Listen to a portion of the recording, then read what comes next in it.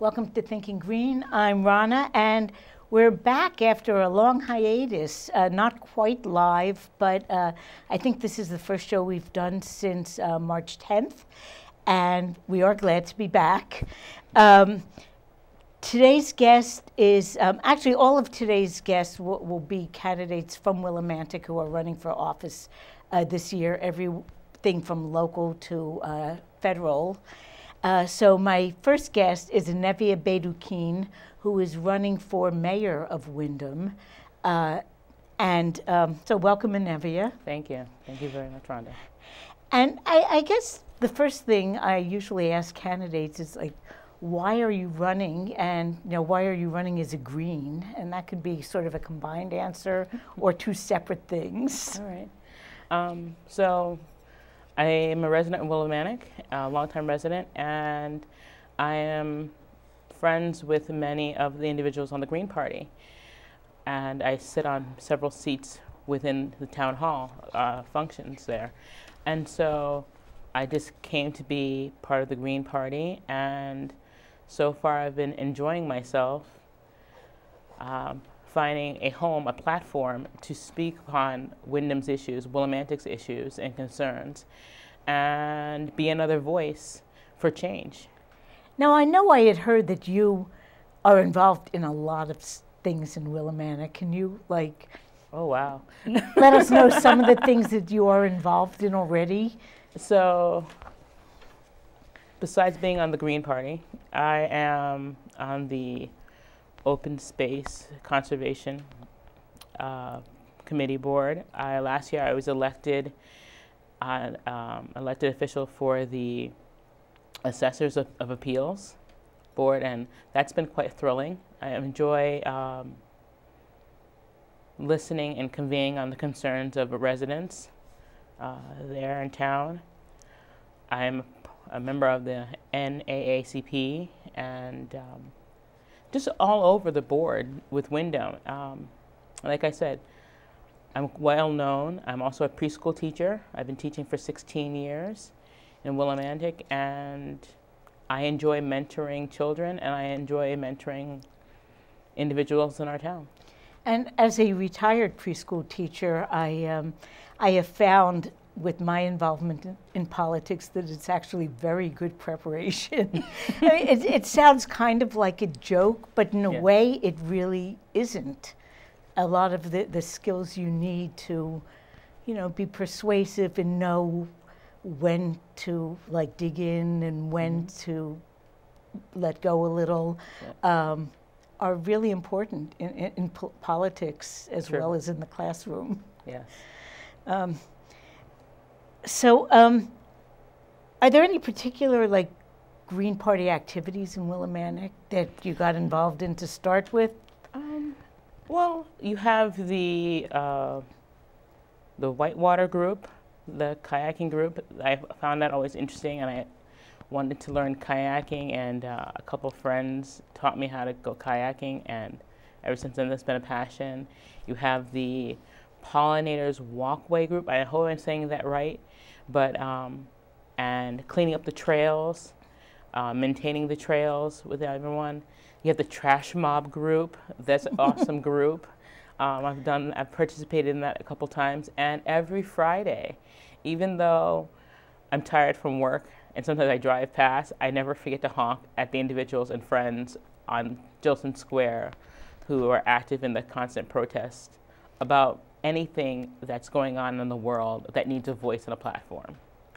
I think Willimantic is great that way. Yes. New London has a little bit of the same feel, but I don't think we have any weekly protests anymore. We did some of that, maybe 10 years ago, but now it's a little more sporadic. But I'm thinking, I know I've seen pictures from Black Lives Matter demonstrations that seem to be really frequent in Willimantic. Yes.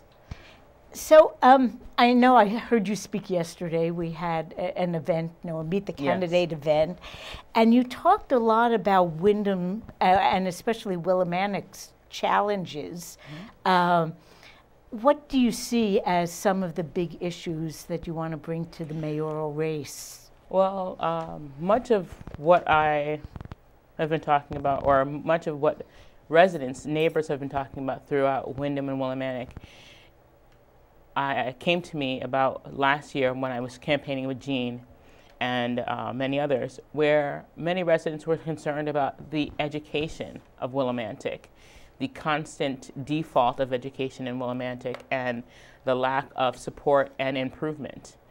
Next was the lack of jobs and housing not just renters housing, but the fact that families would like to purchase homes and there is a deficit of such in Windham and Willimantic. And then there was constant concern with residents that there wasn't enough business.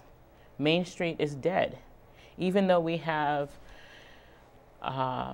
economic plans and future plans to regenerate downtown Willimantic, it's mostly talk. And yes, right now we have the parking lot going up and we have the rec center and the retirement center going up. And those are fantastic things. I'm glad that residents voted for that because that's truly needed. But also what's also needed is things for the youth of Willimantic. A lot of the youth in Willimantic don't have a place to convene, don't have a place to seek mentorship and leadership throughout Willimantic. And so I would like to see a lot of the youth mentorship programs come back. We have a few. I mean, we have Grow Windham and others, and they're fantastic in what they do. I celebrate them every day. They're fantastic programs, but Windham needs more, and they need programs that when they come, they stay rooted, and they stay longer than a year or 2 year or in the sporadic moment, and without default of controversy as well. And I think, you know, as I talk to more residents of Willimantic, there sure will be more issues. I'd also like to see more residents come together at town hall meetings to voice their concerns, not just voice it on the internet or when we only have that one specific meeting and everyone's in an uproar. I would like to see more residents at town hall. I'd like to see more residents, more minorities fill up seats at the absent committees and commissions at town hall, because that's the only way you're really going to effectively make change in Windham and Willimantic. Well, yeah, thanks for saying that, because I find in New London also sometimes it's hard to get people who do care about the issues that affect their lives to see themselves on the decision-making side of the table. Yes. I don't know that it isn't that they don't care. I think they just haven't visualized themselves being in that seat rather than in just the protest seat. And that is true, because like I said before, I didn't think that I could run last year for Board of Ed and for the Board of Assessors of Appeals. And, you know, Jean and Cass and Dagmar were like, yeah, do it. And I was like, no, you need prerequisites, you need special skill set. And they're like, no, you can run, anyone can run, so let's do this. And I did it. And like I said before, I can't believe that I did, and I had a fantastic time. And I thank and welcome residents, our neighbors of Windham and Willimantic County, that I was able to win the seat for Assessors of Appeals. Now, the Board of Assessment Appeals, I've never been on that sort of board, but are high property taxes an issue in Willimantic, as they are in many, of Connecticut cities that have a lot of non-taxable property? There are a variance of issues with that. You have mostly house issues, but yes, I would say so. And a lot of residents are concerned. Windham has a high population of an older population, aging population, to which they need that access to have their taxes lowered, and they need those funds and programs to help assist them with their housing, mortgages, fixing their properties, and such, and especially with even the veterans as well. And so yeah, like I said, there's a lot of issues that are in Willimantic, but there are also a lot of programs that need to come into Willimantic to better help and better serve. Now, when you mentioned education, I couldn't help but think, once again, there's sort of a parallel with New London. We have shared experience with Dr. Adamowski, for example, and it often has seen from those of us on the inside that the struggling school districts need a tough love approach from the governor or from the state, and there's really just fewer resources available. So what would you do, like as mayor, to get the public to really be willing to fight for assets for the school system? Wow, that's a loaded question. Sorry.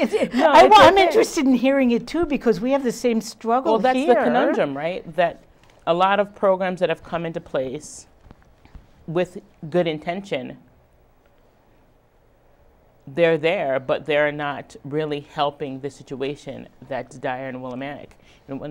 Right now you have the high school, for instance. There is a low enrollment of students, and we had to vote about the roof a couple years ago, and that was a tough sell, but it happened. And then we have some charter schools inside the high school, but still enrollment is low, and students are, due to open choice, which open choice is your choice, and it is a good choice for many, that a lot of students are being bused and schooled out of district, which doesn't help the town as well either, because parents shouldn't have to feel that their children needs to be educated outside of district if the school, if their town, if their home was providing the correct education for all of them. And that's a tough one. What do you do? What do you do when a school system is continuously at that level? What kind of skill sets how do you hire new teachers, fresh teachers? How do you employ new and more minority teachers so that students see themselves and mentor themselves in that way? How do you look upon other towns who have had falling grades and have implemented new systems in place? I think Windham needs to talk to these towns and figure out how best to bring those models in and make this town bloom again.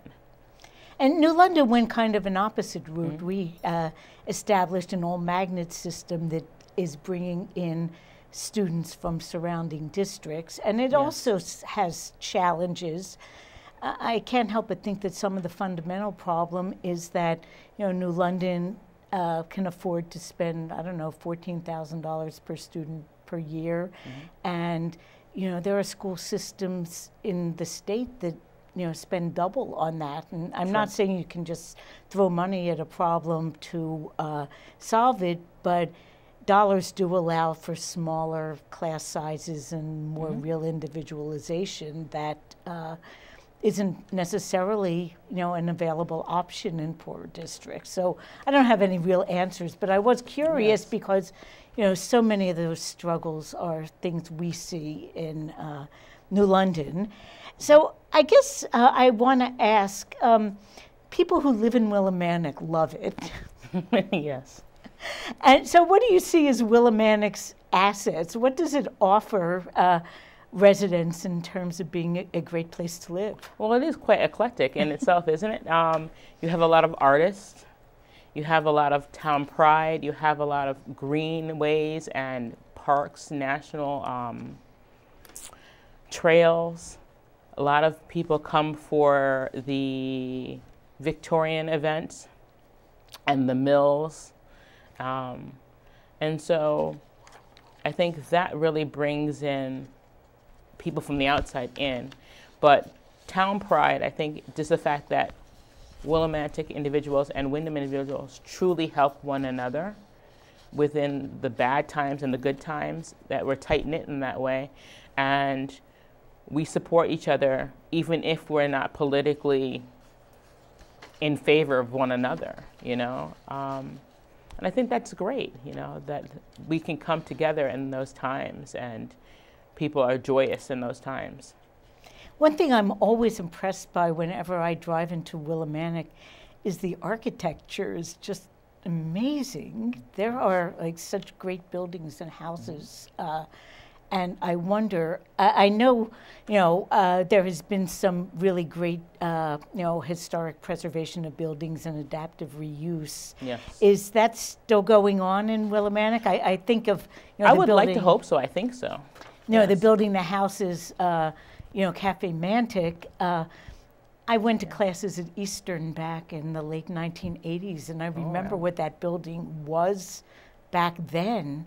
And, you know, it really, you know, the change made a real bright spot on Main Street. Well, I'm still learning about Willimantic myself.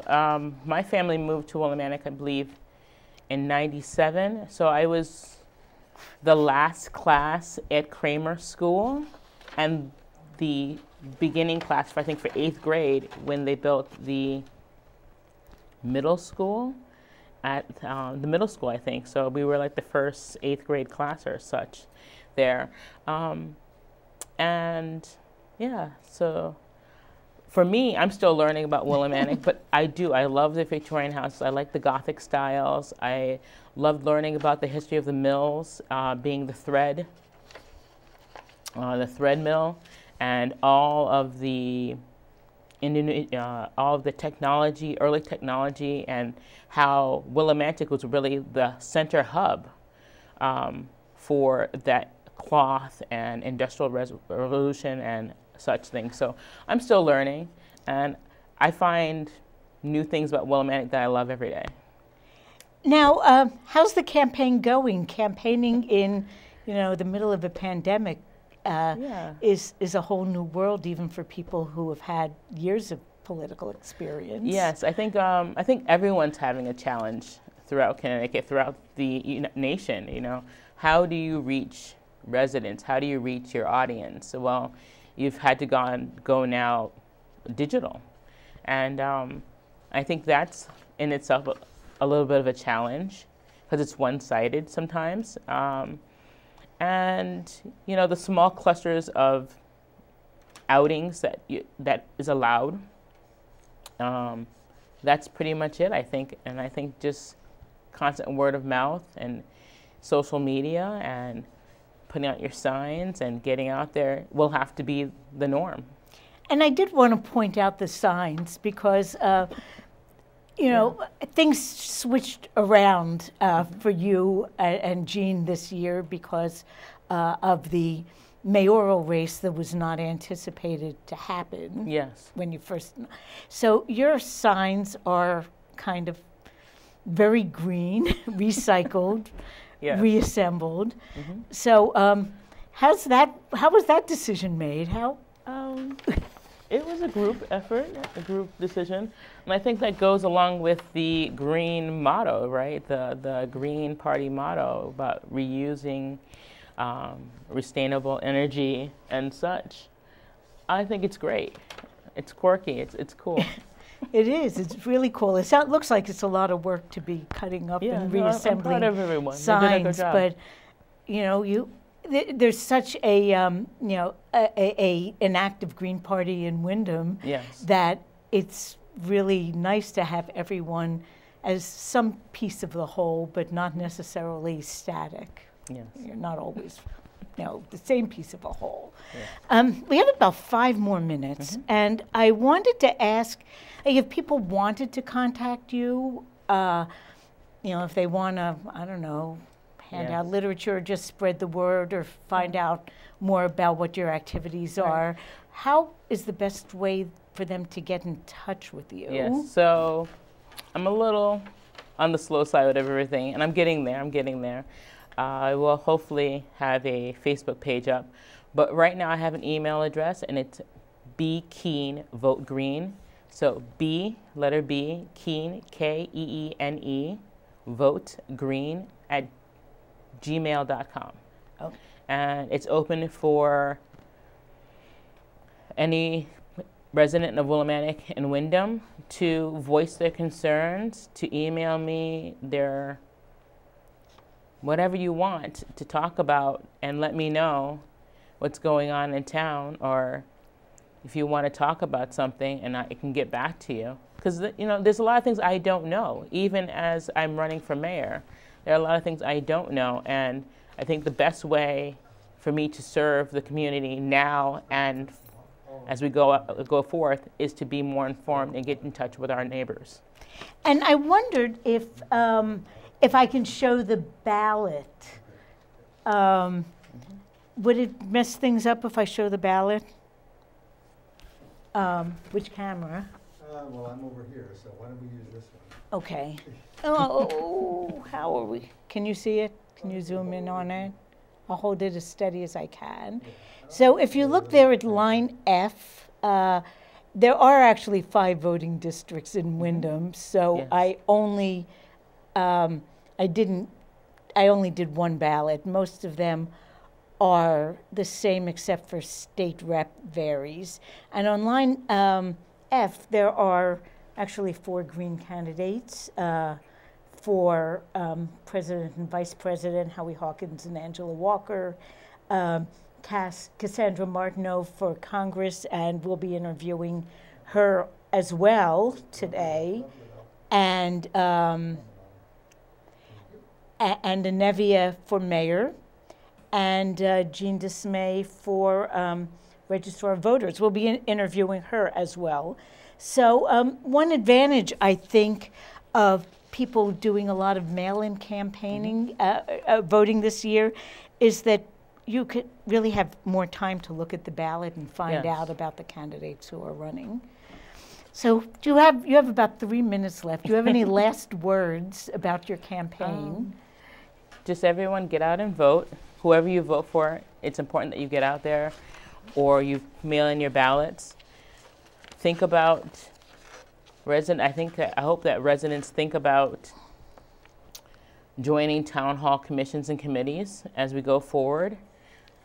It's a lot of great energy out there, and like I said, the only way you're going to change your town is if you get involved.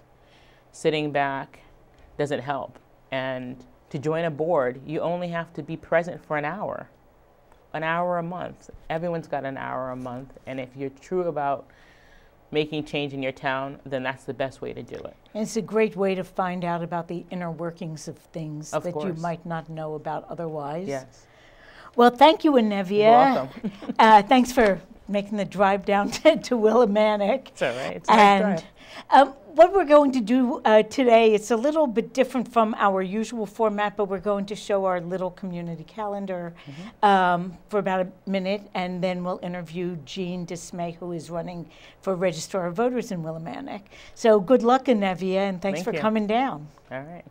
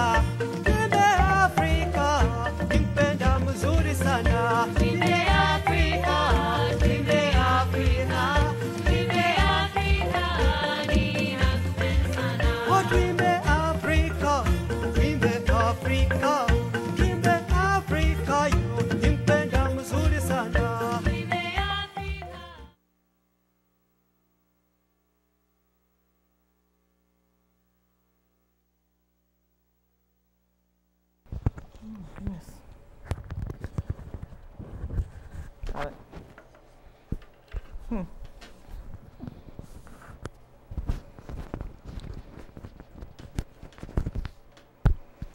Welcome back to Thinking Green.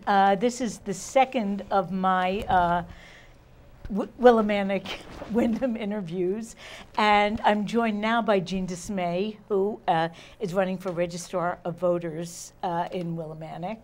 And of course, Jean, you have a long history of running for office, since you've been a Green, I think longer than my history. And probably. Yeah. Yeah. And so this year you're running for Registrar of Voters, which is something you've never run for before. So what's the appeal of this particular role? Well, I have spent a lot of time running for office, as you point out. And so one of the things you do is you look at the voter lists. And in the past, we went door to door. We talked to people, knocked on the door. So you look at the voter list and you say, oh, it's Mr., Mrs., whatever, and they should be this age. And you knock on their door and you go, hi, you are 20 years old, not 80 years old. You are not so-and-so, right? And they go, no, we're not that person. They moved away 15 years ago. We've been living here ever since. My family's moved in here. So, and then I go back to the registrars of voter and I have a whole list of people who don't live here. And they go, well, I can't do anything with that. And that's the end of the discussion. And next year they're on the list again. They really say that? They don't even say, we'll send out a postcard and see if we can. They don't want to use our list. They absolutely don't. So, exactly. Why don't you send a postcard and have them returned or whatever it takes? Call them up and see whatever you want to do. But no. So, so the Green Party has certainly experienced this. The party as a whole, we write to the Secretary of State's office and we say, give us the list of Green Party members in the state of Connecticut. Well, you better not follow that list. You'll be making the same mistakes over and over and over because a lot of the people have moved. So anyway, that's a really good reason to have a registrar, and especially a third-party registrar, in office. And many towns, I think most towns in Connecticut, the Democrat and the Republican registrars, and this is not true in New London. New London, I think, is the one aberration. It is, okay. So what you're saying is true grandfathered in everywhere else, or here, but for everyone else, the Democrats and the Republicans automatically win. So I don't even know why they're on the ballot, frankly. So as a third-party registrar, one has to beat either one of those candidates, and you have to get more votes. So it's happened in Hartford, and it's happened in places where the Democrats and Republicans are just sloppy enough to not even put their candidate on the ballot because they know they can appoint one afterwards. It doesn't really matter. But if you can get on the ballot in those towns, then you can easily win it. Yeah, be number 2. Yes. Even as a write-in, I think we've had some people win when there was a gap in the major party. You just need to have more people write you in than write in the Democrat. Exactly, exactly. So anyway, it's very important. And in Windham, in particular, we have a lot of Spanish last name voters, and unfortunately, the registrars are all old people like me. So I would have to definitely want a deputy registrar, which is required by state law and not followed in many communities. You have to have a deputy. And my deputy, I'm going to work very hard to find somebody who's bilingual and really can reach out. Windham also had problems in the past. This is, since I've lived here, where they are now, I think, still under a Department of Justice mandate that the registrars have to go out and recruit people and not sit in their office once a year and say, come in and register. So they're mandated to go out and to reach into the community of the underrepresented people and the under-registered people. So that would be a big priority. Yeah, that would be huge. And, like New London, Windham is a college town, and I'm sure the ECSU students, there are some that are 30 years old who are still registered voters. They're still there, and they all have the same address. It kind of makes it difficult to write to them. They're all at 83 Windham Street. So it's easy to identify because, here's 1,000 people at 83 Union Street or Windham Street.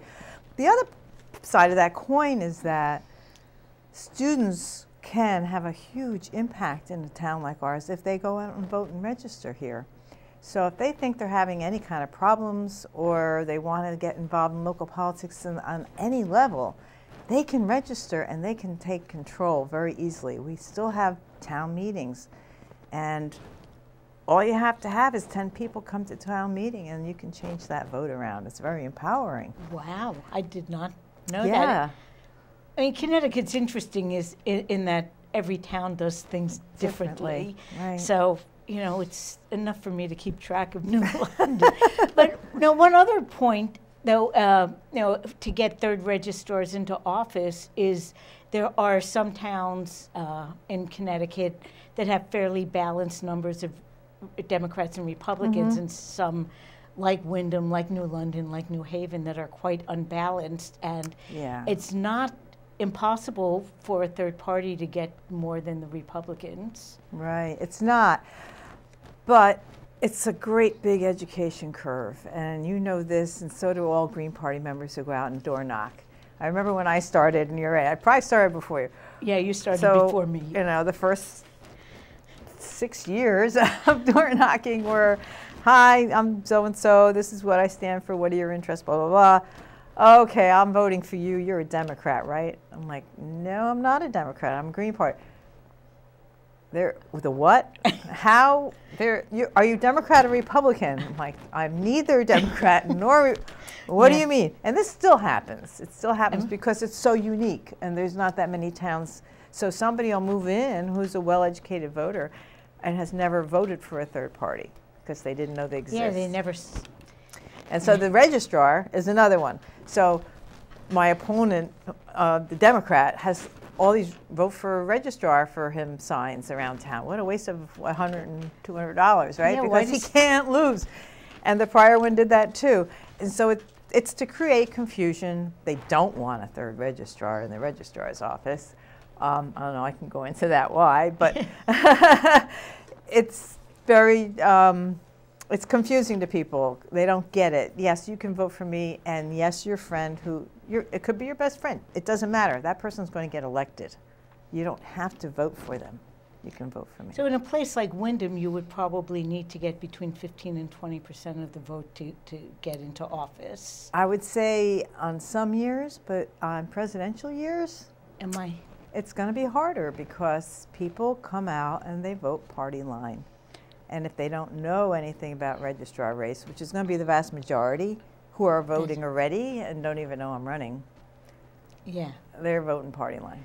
I think that is true. The people who only vote in presidential elections are not generally well informed on local issues. Yeah, yeah. Although I will say the opposite's also true. Now that people are getting absentee ballots, and they're looking at their ballots, and they're like, whoa, what's all this other stuff on here? And yeah, so that's really great. Yeah. And you do have name recognition in Windham, so that probably is some kind of help. You were the first select person before the government changed. And the fact that 3 other people have run for registrar, you know, we're convincing 100 people more every time to say, oh, okay, there is such a thing. And then we have to figure out or explain why we need a third registrar, which is the negative campaigning part of it. That's true. I think Doug Larry might have run twice, starting in about 2012. Yeah. And Dagmar has. Dagmar got really close. And Cass, So this is our perpetual. You know, it took me 4 times to get elected. So this would be the 4th registrar. So who knows? Maybe I'll get elected. It's not my 4th, but 4th time we've tried this. Yeah, and even though it's unbalanced, Democrats and Republicans, the unaffiliated and non-Democrat, non-Republican voters are the highest group. Absolutely. And this is a group that, the idea of being fair at some point was let's be bipartisan, let's have one Democrat and one Republican, but really almost 50% of the voters are, maybe 40 to 50% are not Democrats or Republicans. Exactly. And I don't know what your experience has been dealing with registrar offices, but some varied are not do their job in a nonpartisan way, and some do their job in a partisan way. That's They are political appointees after all, and historically, I don't think it's as true, but historically they're asked to be the registrar because they've been hard campaign workers or something of that nature, or they're married to somebody who's a whatever. It's not based on skill. It's not based on experience. And, you know, now things are changing. You really have to get training. So our good Doug Larry friend, who's a moderator of election moderators to help the registrars all over Eastern Connecticut or Northeastern Connecticut do their jobs correctly, is like, tiny towns like Union, they don't have 2,000 people. How many registrars? You're not going to get 2 registrars and 2 deputy registrars to do this, and it's not going to pay any money. And they're certainly not going to spend hours and hours in training. So it's really a challenge in many communities to get well-qualified people. But you don't have to be qualified to win. No, and in New London, of course, it's literally an appointed position. The names, in practical terms, the only difference is that third parties don't really have a toe in the door. Yeah. But in terms of it being a political appointment for the major parties, it's just a little more explicit here in New London. Right. It's just... it's so clear, right? It's just literally a political appointment, and I don't know if the deputies are appointed by the party or requested by the registrar. But I don't know the inner workings. I think the registrar in our town would be the person who would decide. But yeah. So when I was looking at the Windham ballot, you know, the Green candidates are all on line F. But I noticed that there was a second page and a lot of questions related to charter changes. Yes. So I knew nothing about whether these changes were good, bad, why they were made. So I thought I'd ask. And neither does anyone else. That's the most asked question, which is really fun because people are reading their ballots for a change and trying to figure out how to vote. So every 5 years, there's a Charter Revision Commission formed. And this time, thankfully, at first it was mostly Democrats and loyal Democrats, and they had their mind made up what they're going to do. And then there was all this protest because, like, Doug Larry did not get appointed, and Doug worked on the last charter revision. And if anyone has kept track over the last 10 years of what changes should be made, it's Doug, right? He doesn't lose it. I say, Doug, put that in your file. Okay, got it. And they weren't going to appoint him. And there was also a woman from an independent voter, unaffiliated, and no, not vote. So that got changed in a very illegal manner. But anyway, we got more diversity on the Charter Revision Commission. So they had great meetings, but they were meeting every 2 weeks because there was a big rush to get it on the November ballot, because the Democrats knew if it goes on the November ballot, it's probably going to go with a yes with the Democrats. And if they campaign yes for it, it's going their way. So every 2 weeks they're meeting, they're discussing, great discussions, really coming to compromises. So, you know, it's that whole, you come up with a camel at the end, who on earth wrote this thing? So the person who wrote the questions is a lawyer and a member of the Democrat Town Council. And the questions read like a lawyer wrote them. Yeah, right? But I don't know. Perhaps I don't know if one. People can tell looking at this page. I don't know if you really have to zoom in on it, but it's very fine print. And if people, frankly, were going to the polls and seeing these questions for the first time, they would not be reading them at all. There are, 8 different questions, and so that's part of the challenge. It's like, so what I'm hearing people's reaction, even though they're getting the ballot ahead of time, is I'm going to vote no on all of this because I don't understand it, or I'm not voting on any of it because I don't understand it. And then they're asking me how to vote on it. So Doug and I have kind of gotten up a little cheat sheet that just says yes, yes, no, no, no, yes, yes. Again, don't get it wrong. No, no, yes, yes, no, maybe, no, right? So we've got the answers, but it's really complicated to try to explain it. And some of them are questions that have yes and no both. So it's really hard to decide which way to vote. For example, Willimantic Service District, different taxing district, right, from the Windhams in general. We pay for the police and fire, Windham in general doesn't. That board has always just been the town council members are automatically on the taxing district. For Willimantic, in Windham, they have a taxing district for their volunteer fire department.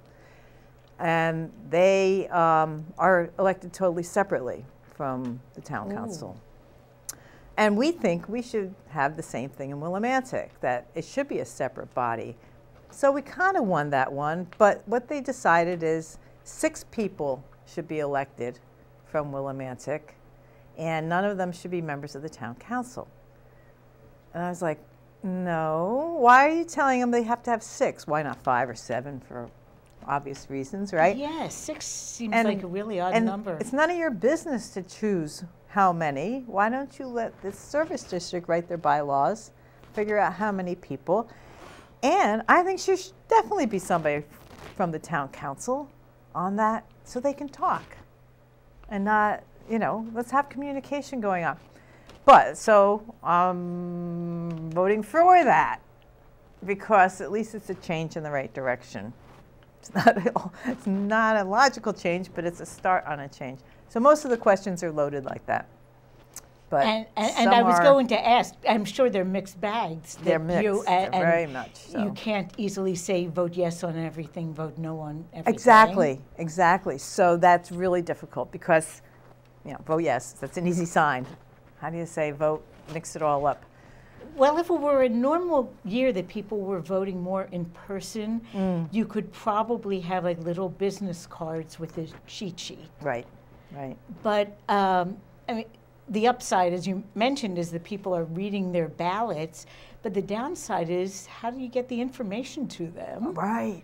So the newspaper had a whole page of all the, you know how you change bylaws or anything like this, with all the original language and crossed out of all the changes. So it's all in like, I don't know, the font must be 4 or something because it's too much for one page in the paper. So if you have your magnifying glass and you're very patient. On the ballot, it looks like about 7-point print. Right. It's even smaller. And it's some kind of condensed font. It's yeah. So we saved paper. That's a good side. And that is a very green thing to do. Yes. I know with Enevia we talked about your patched together signs. Yeah, that's fun. I love it, I love it. So it's time consuming. I don't love that part, but yeah, so my dilemma in running for registrar is, do I take up points of view as a registrar? People are asking me and I'm telling them what I think, but I don't know if that should be on my platform or on my Facebook page or anything like that. I feel like, I don't know. It's kind of, registrar to me should be unaffiliated. And there should be no political parties at this local level at all. Some of the trash talking I'll do is, in the past, there was someone new got into the position of registrar and they found all these shoe boxes of ballots of registration that never got entered. This is why we have Department of Justice ruling on us. Well, how could that be? Well, they weren't Democrat or Republican. So those registrars decided they didn't have to do the data entry. Well, they might have done some, but they didn't think they had, that was their lower priority. They got the Democrats registered, and those were in shoeboxes. It's actually pretty shocking because anyone who's done any voter registration, and you know, I'm sure you have, and I have. Oh, yeah. You're obligated to register from all parties and to make sure that the applications all go where they're supposed to go. So this was pre telling people just go to the Secretary of State site and sign yourself up. This is, that card, and so they just, and I'm sure the same thing was happening where the person was registering but throwing it in the wrong party pile. So these are the kind of things that happen in the past anyway. And there are some problems still happening in the present. I know that one problem the Green Party has had recently is Some Green Party people or people who want to be in the Green Party are registered unaffiliated with an unqualified Green Party, which I'm guessing is a remnant from before we were a state-recognized party. Right. But the Secretary of State's office will not take that designation out of the list. And a couple years ago, one of our registrars in New London, who was a new registrar, he chose the wrong thing from the list, and 13 of our New London Greens were registered unaffiliated / GRE. And a couple of them we knew well. And to his credit, I went and and visited that new Republican registrar, and we looked at the list together, and he pulled up their cards, and their cards all said green, and he fixed all 13 on the spot. But in towns where you don't have someone like walking into the registrar's office and asking them to, what to do, you have no way of correcting it. And you knew it because you knew the person who registered. Right. So you were alerted to the fact that they weren't registered. But otherwise, if we're doing a mailing of Green Party members, they're not on the list we get. Right, right. And there's other typos. So that, comma-separated values, right? That's all about. So you can't put a comma somewhere else in the registration, or the rest of it gets moved over a column. Yes. You have to hit CT, not CO or CA, or, and things like that happen all the time, just typos. Somebody with experience in Excel or Access can find those typos. You can look at the whole list and go, oh, look at this column, everything, or this row, everything's over one column. Somebody who has no experience in that has no idea how to look for it. No, and the technical skills are really important in this job. One of our registered Greens was told when he went to get an absentee ballot that he wasn't registered, but his name was spelled wrong. Right, right. The first time I ran for office, I was outside a polling station campaigning, and somebody came out and told me, you're not on the voter list. Wow. I was like, I'm running for office, and they had taken me off the voter list. And so wow. I went to the registrar's office and said, this seems to be a mistake. Mistakes are made all the time. Wow. But the whole idea is to get everybody registered so we can vote once, and your vote counts once. And mistakes are made on election day. Now you see the machines have, you put your voting ballot in the slot, and it boom, counts it. If you do something like a write-in vote, it goes into a separate slot because it has to be hand counted. At the end of the night in Windham, one of the moderators took all the ones out of the write-in and ran them through the machine again, because she didn't get it that they had counted. So people like Doug and I are looking at the list going, wait, these numbers can't be right, because you only had 500 people vote. How can you have 550 voted for this person? Oh, the registrar says. And then all of a sudden they're wrong the other way, 50 votes. Okay, this is impossible. Oh, I found some ballots on top of the filing cabinet. Transparency is absolutely mandatory by state law. They lock us out of the voting room, the counting rooms. They locked us out of town hall.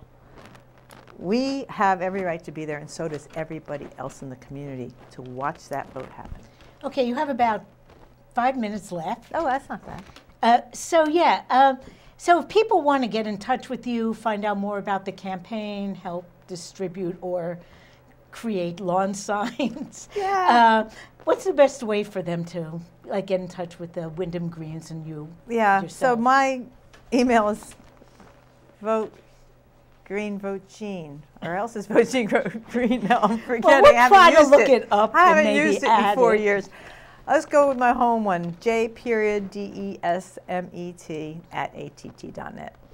That would be easiest. And there's also a Green Party email, which you probably asked every candidate, and they all went, I don't know what that is. So yeah, make them easier questions than that, right? Yeah. So in your last minute, like what's been your best experience in this year's campaign?